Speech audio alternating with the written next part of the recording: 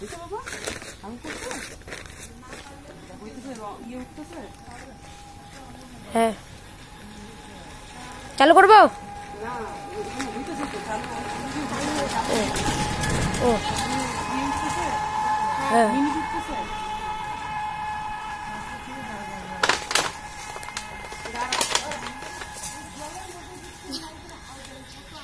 এখন হাঁটতে পারে তো এখন এই যে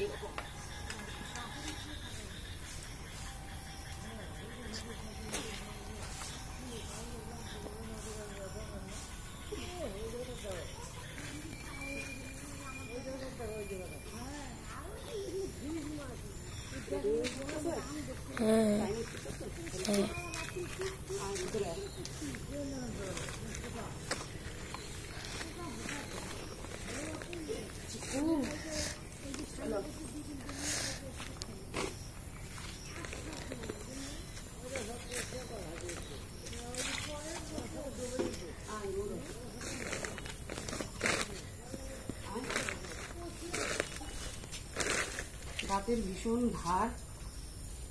এই যে এখন শিকল নিয়ে এসছি, দুটো বেল কেটে ফেলেছে, তো এখন পালানোর চেষ্টা করে যেহেতু হাঁটতে পারে।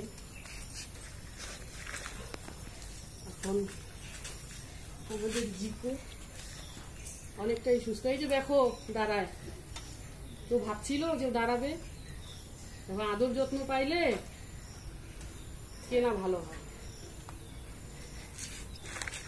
এটাকে যে এখানে নিয়ে এসে রাখছি, কোমরে মারছে, মাথায় মারছে, নিয়ে এসে রাখছি, প্যারালাইজড কুকুর, আমি টাকা পয়সা খরচা করছি, এটা নিয়েও আমার বাড়িতে গিয়ে অবজেকশন।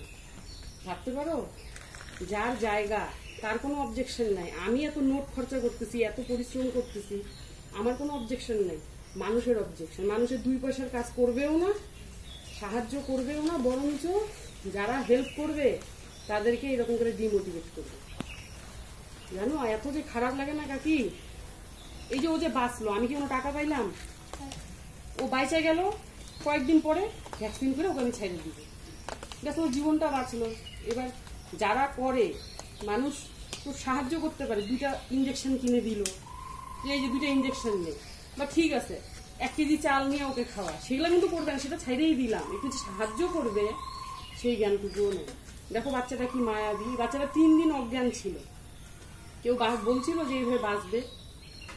এতটা খারাপ অবস্থা যে আমি খাঁচাতে রাখছিলাম, কারণ কি শিয়াল আইসা যদি ওর গলার মধ্যে কামড় দিয়ে ধরে নিয়ে যায়, ও নিজেকে বাঁচাইতেও পারবে না। বাবা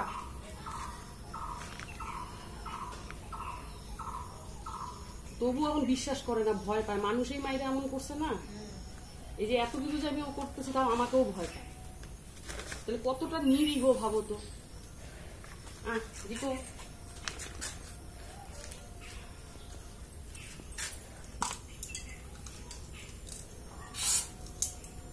ওই পয়লা থাকতে থাকতে সারা শরীরে ঘা হয়ে গেছে, ওই ঘায়ের জন্য আবার অ্যান্টিবায়োটিক দিতেছি, এই যে ওষুধ লাগাইতেছি, চাটতে পারতো না।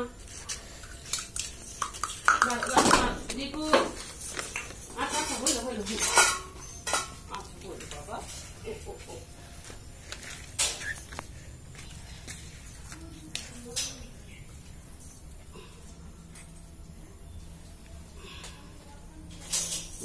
যা তোর চেম্বারে ঢুকে যা।